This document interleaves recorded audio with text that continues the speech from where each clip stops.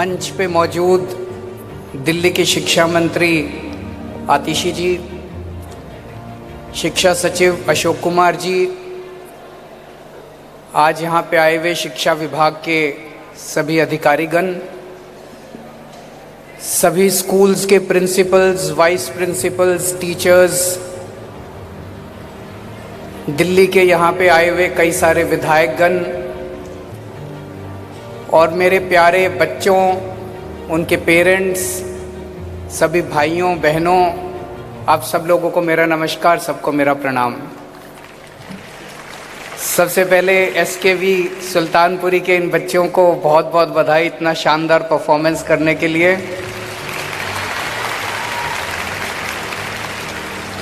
और इसके पहले के जो 2 परफॉर्मेंस थे वो भी बहुत शानदार थे, उन सभी बच्चों को भी बहुत बहुत बधाई।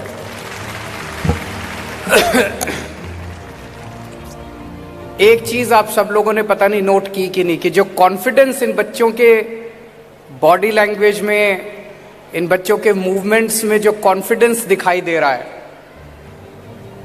ये कॉन्फिडेंस पिछले 7-8 सालों की मेहनत का नतीजा है, जो इनके टीचर्स ने, इनके प्रिंसिपल्स ने, इन बच्चों ने, इनके पेरेंट्स ने, दिल्ली की सरकार ने, सब लोगों ने मिलके जो शिक्षा के क्षेत्र में किया, आज ये कॉन्फिडेंस इन बच्चों का जो दिखाई दे रहा है वो उसका नतीजा है। सबसे पहले मैं उन सभी स्कूल्स को बधाई देना चाहता हूं जिनको आज अवार्ड मिला। मैं एसकेवी राजौकरी को बधाई देना चाहता हूं, दिल्ली का सर्वश्रेष्ठ स्कूल का अवार्ड जिनको आज मिला। उन सभी स्कूल्स को बधाई देना चाहता हूं। उसके बाद जिन लोगों को अपने जोन के लेवल पे, डिस्ट्रिक्ट के लेवल पे, जिन प्राइवेट स्कूल्स को, एडेड स्कूल्स को, सरकारी स्कूलों को अलग अलग कैटेगरीज के अंदर अवार्ड्स मिले। जाहिर तौर पे किसी भी स्कूल को अगर अवार्ड मिलता है तो वो किसी 1 या 2 लोगों की वजह से नहीं मिलता। उनके प्रिंसिपल ने, उनके टीचर्स ने, उनके वाइस प्रिंसिपल ने, स्टूडेंट्स ने, पेरेंट्स ने, सब ने मिलकर मेहनत की होती है, तभी स्कूल चमकता है। तो मैं उन सभी स्कूलों को बहुत बहुत बधाई देना चाहता हूं। मैं उन सभी बच्चों को आज बधाई देना चाहता हूं जितने सारे बच्चों को आज अवार्ड्स मिले, टॉपर्स को अवार्ड्स मिले। उन सभी बच्चों को मैं आशीर्वाद देना चाहता हूं कि वो जिंदगी में खूब तरक्की करें और जो सपने उन लोगों ने देखे हैं वो सपने जरूर पूरे हों और वो भारत की खूब सेवा करे, लोगों की खूब सेवा करे अपनी जिंदगी के अंदर। हर बच्चा भगवान की देन है। हर बच्चे की अपनी जिंदगी होती है, हर बच्चे की अपनी यात्रा होती है। कुछ बच्चों को शिक्षा के क्षेत्र में आज अवार्ड मिले, इसका मतलब यह नहीं कि जिन बच्चों को आज अवार्ड नहीं मिले वो उन बच्चों से किसी भी हालत में कम है या किसी। हर बच्चे को भगवान ने किसी ना किसी कुछ ना कुछ दे के भेजा है। कोई स्पोर्ट्स में अच्छा होता है, कोई कला में अच्छा होता है, कोई किसी ना किसी चीज में कोई ना कोई अच्छा होता है, कुछ ना कुछ अच्छा होता है हर बच्चे में। भगवान ने हर बच्चे को अलग बनाया है। हमारे स्कूलों का और शिक्षा प्रणाली का ये फर्ज है कि हर बच्चे को अपनी क्षमता पूरी तरह से वो अचीव कर पाए, वो अवसर, वो अपॉर्चुनिटीज उसको प्रदान करना। और इसी दिशा के अंदर आज हमारी पूरी शिक्षा व्यवस्था दिल्ली के अंदर हमारी पूरी कोशिश रहती है। हर स्कूल के अंदर हमने किस्म किस्म की facilities, sports facilities, art facilities, cultural facilities, हर तरह की फैसिलिटीज हम देने की कोशिश कर रहे हैं ताकि हर बच्चा अपने हुनर को अचीव कर पाए, अपने हुनर को और आगे लेके जा पाए। तो जिन बच्चों को आज शिक्षा के क्षेत्र के अंदर अवार्ड नहीं भी मिला, मैं उन सभी बच्चों को भी कहना चाहता हूं कि मायूस होने की जरूरत नहीं है। हर बच्चा भगवान की एक अलग, भगवान ने अलग बनाया हर बच्चे को, भगवान ने स्पेशल बनाया हर बच्चे को। आप अपने अपने क्षेत्र के अंदर अपने हुनर को आगे बढ़ाइए और हम आपके साथ खड़े हैं।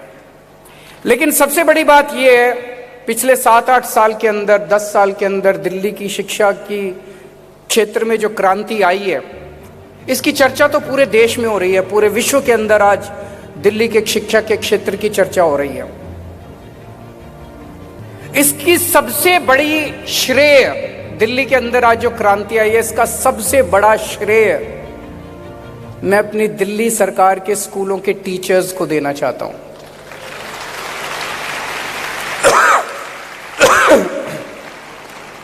ये जरूर है, ये टीचर्स वही हैं।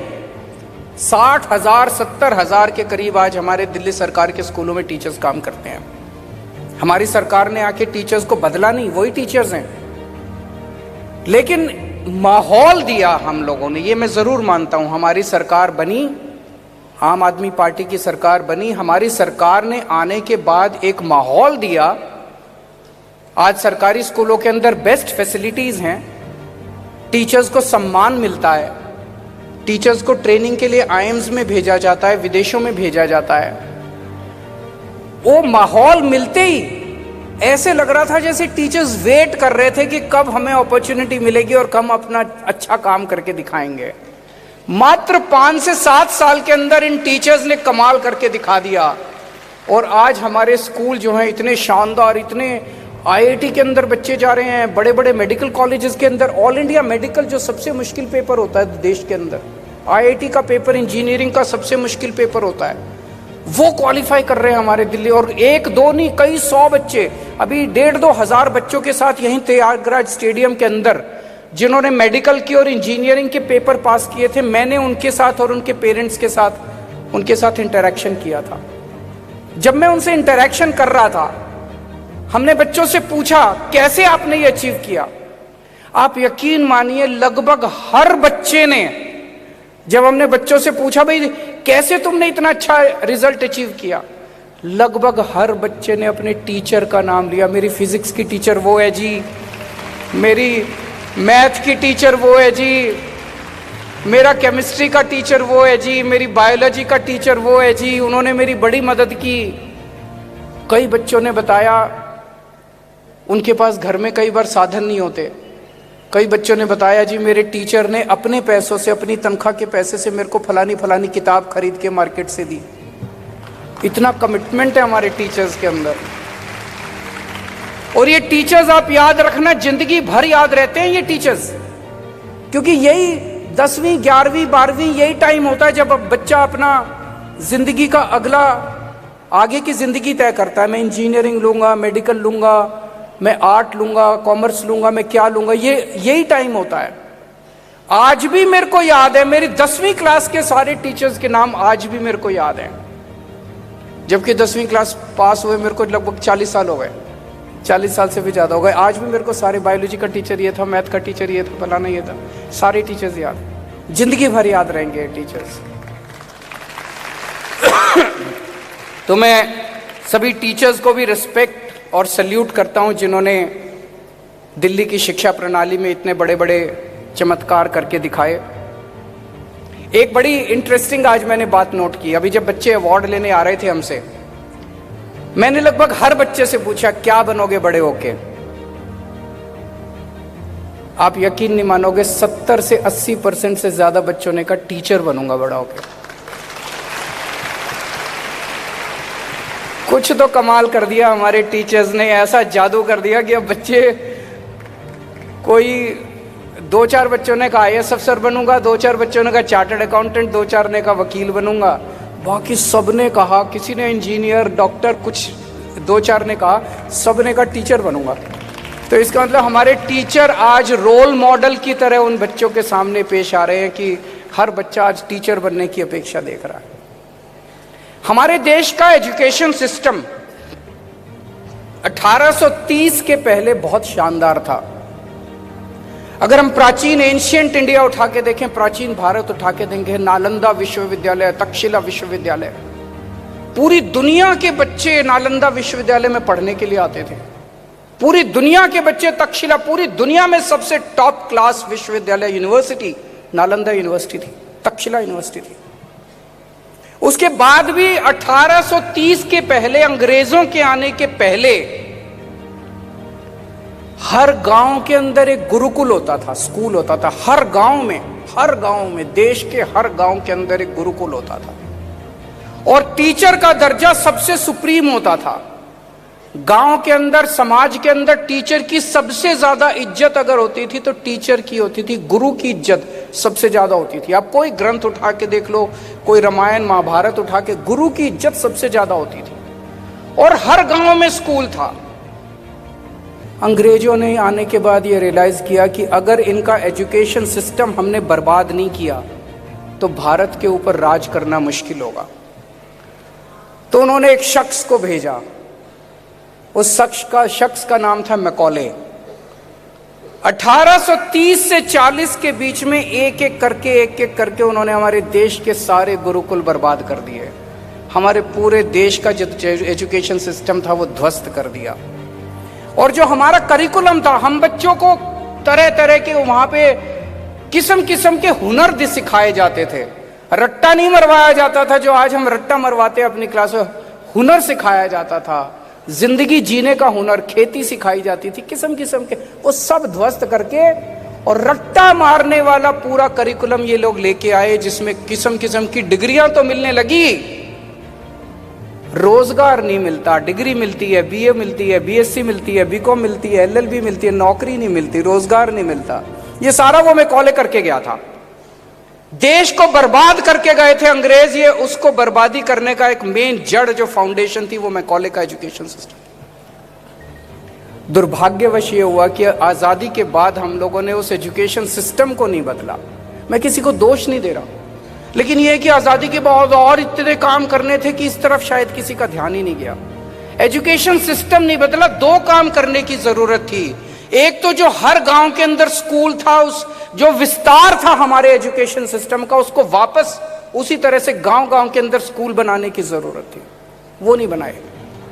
और दूसरी जरूरत थी इस करिकुलम को बदलने की। जो क्लर्क पैदा करने वाली शिक्षा प्रणाली है, क्लर्क पैदा करती है, ये शिक्षा प्रणाली बदलने की जरूरत है। आज दिल्ली के अंदर हमने एक शुरुआत की है, लेकिन हमारी छोटी सी सरकार है। जितना हम कर सकते हैं हम करने की कोशिश कर रहे हैं। इसको करने की जरूरत है। मेरा अपना मानना है कि अगर हम एजुकेशन के ऊपर सबसे ज्यादा जोर दें, आज हर बच्चे को बेस्ट शिक्षा दे दो, और दिल्ली में हमने करके दिखा दिया। गरीब से गरीब बच्चे को भी आज अच्छी शिक्षा मिल रही है। अगर हर बच्चे को इस देश में अच्छी शिक्षा दे दो, मैं बता रहा हूं, आपको गरीबी दूर करने की जरूरत नहीं है, ये बच्चे गरीबी दूर कर देंगे, अपने परिवार की भी और अपने देश की भी।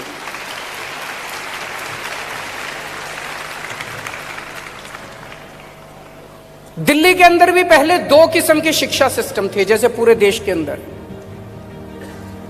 एक था प्राइवेट स्कूल और एक थे सरकारी स्कूल।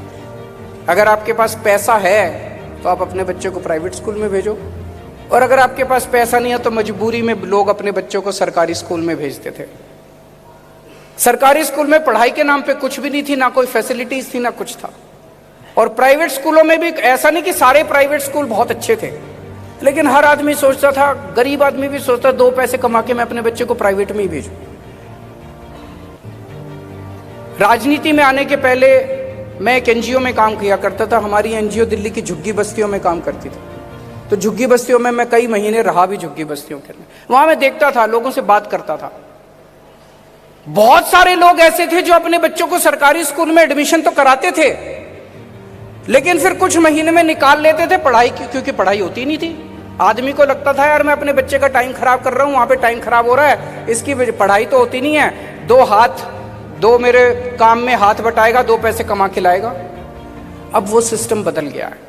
अब दिल्ली के सरकारी स्कूल प्राइवेट स्कूलों के साथ कंपीट कर रहे हैं। जब हमारी सरकार बनी तो एक मॉडल मेरे सामने कई लोगों ने कहा, जी अगर आपको सरकारी स्कूल ठीक करने हैं तो एक काम कर दो, आप कंपलसरी कर दो कि सारे मंत्रियों के बच्चे, सारे एमएलए के बच्चे, सारे आईएएस अफसरों के बच्चे, सबके बच्चे सरकारी स्कूल जाया करेंगे, कंपलसरी कर दो। मुझे ये कंपलसरी करने वाला सिस्टम ठीक नहीं लगा। कंपलसरी कर भी दिया तो क्या होगा? कोई चोरी छुपे अपने बच्चों को जमा वहां कराएगा प्राइवेट स्कूल में, नहीं तो जिस क्लास के अंदर उसका बच्चा पढ़ रहा होगा उस क्लास में थोड़ा सा अच्छा पढ़ा देंगे। हमने कहा नहीं, हम सरकारी स्कूलों को इतना अच्छा करेंगे कि लोग वॉलंटरली अपनी मनमर्जी से अपने बच्चों को सरकारी स्कूलों में पढ़ाना चालू करेंगे। और आज मुझे खुशी है, मुझे उम्मीद नहीं थी कि हम इतनी जल्दी अचीव कर पाएंगे। मुझे लगा था 15-20 साल लग जाएंगे, बहुत बड़ा काम है।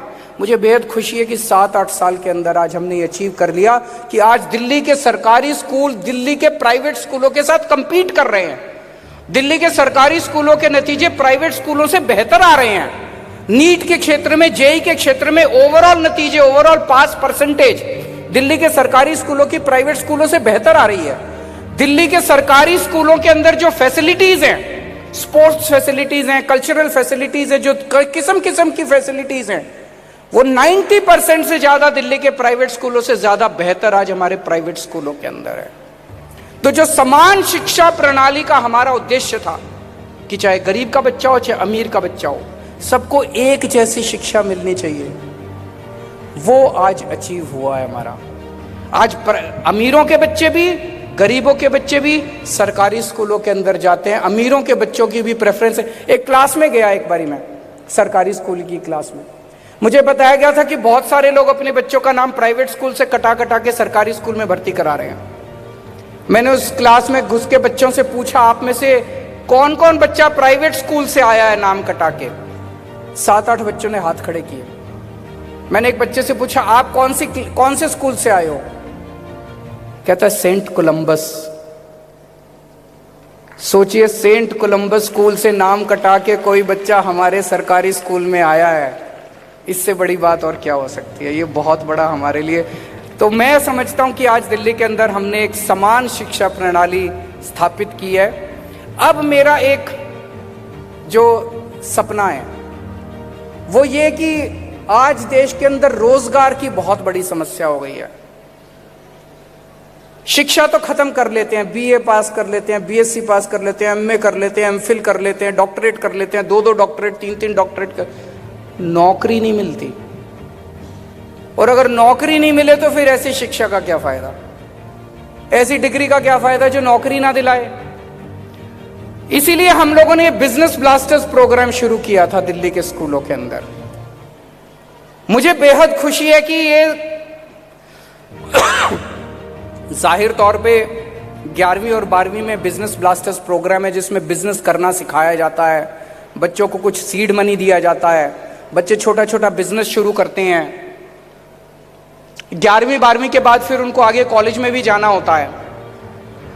एक चीज इस बिजनेस ब्लास्टर प्रोग्राम से जो सबसे बड़ी हुई, अब जब हम बच्चों से बात करते हैं, 11वीं 12वीं के बच्चों से अपने सरकारी स्कूलों के, एक भी बच्चा मेरे को ऐसा नहीं मिला जो ये कहे मैं जबकि नौकरी करूंगा। सब बच्चे ये कहते हैं मैं आगे बढ़ के अपना काम करूंगा, अपना धंधा करूंगा, मैं 2-4 लोगों को नौकरी दूंगा। नौकरी देने वाला बनना है, नौकरी लेने वाला, मांगने वाला नहीं बनना। सब बच्चों के अंदर ये भावना आ गई है। इसको अब हमें कॉलेजेस में लेके जाना है, वो प्रैक्टिकल होगा। जो फाइनल ईयर के बच्चे हैं कॉलेजों के अंदर, जो पास आउट होने वाले हैं, प्री फाइनल ईयर के बच्चे हैं जो अगली साल पास आउट होने वाले हैं, उन बच्चों को बिजनेस ब्लास्टर्स प्रोग्राम में अब हम लेके आएंगे, ताकि एक्चुअली जब बच्चे अपने जिंदगी में अगला कदम रखें, पास आउट हों कॉलेज से डिग्री लेके, तो वो नौकरी मांगने वाले नहीं, नौकरी देने वाले बनना शुरू करें। आज मैं देखता हूं चारों तरफ हमारी अर्थव्यवस्था के अंदर इतनी डिमांड है, किस्म किस्म की इतनी डिमांड है, इतनी अपॉर्चुनिटीज है, इतने अवसर है कि अगर बच्चे निकल के इस सोच के साथ अगर निकलेंगे कि मुझे बिजनेस करना है, मुझे अपना काम करना है, मुझे धंधा करना है, मेरे को नौकरी नहीं मांगनी, मेरे को नौकरी नहीं ढूंढनी, ये मानसिकता बदलनी है, ये सोच बदलनी है, ये माइंडसेट बदलना है। अगर ये बदलने में हम कामयाब हो गए, आप सोच नहीं सकते कितनी बड़ी क्रांति आ जाएगी हमारे देश की अर्थव्यवस्था के अंदर। इस साल बजट के अंदर हम दिल्ली के कॉलेजों में बिजनेस ब्लास्टर्स और एंटरप्रेन्योरशिप क्लासेस के लिए पैसा रख रहे हैं, और मैं उम्मीद करता हूं कि जिस तरह से स्कूलों में ये प्रोग्राम सक्सेसफुल हुआ था, आने वाले समय में कॉलेजों में भी सक्सेसफुल होगा, और हमारी शिक्षा का फिर एक मतलब बनेगा कि शिक्षा पाने के बाद बच्चा अपना खुद का रोजगार करने के लिए सक्षम बनेगा। आप सब बच्चों को, सभी पेरेंट्स को, टीचर्स को फिर से बहुत बहुत बधाई। जिनको आज अवार्ड्स मिले हैं उन लोगों को स्पेशल बधाई, जिन लोगों को अवार्ड्स नहीं मिले हैं, भगवान से प्रार्थना करता हूं अगले साल नहीं तो उसके अगले साल आप लोगों को भी अवार्ड्स मिलेंगे। बहुत बहुत शुक्रिया।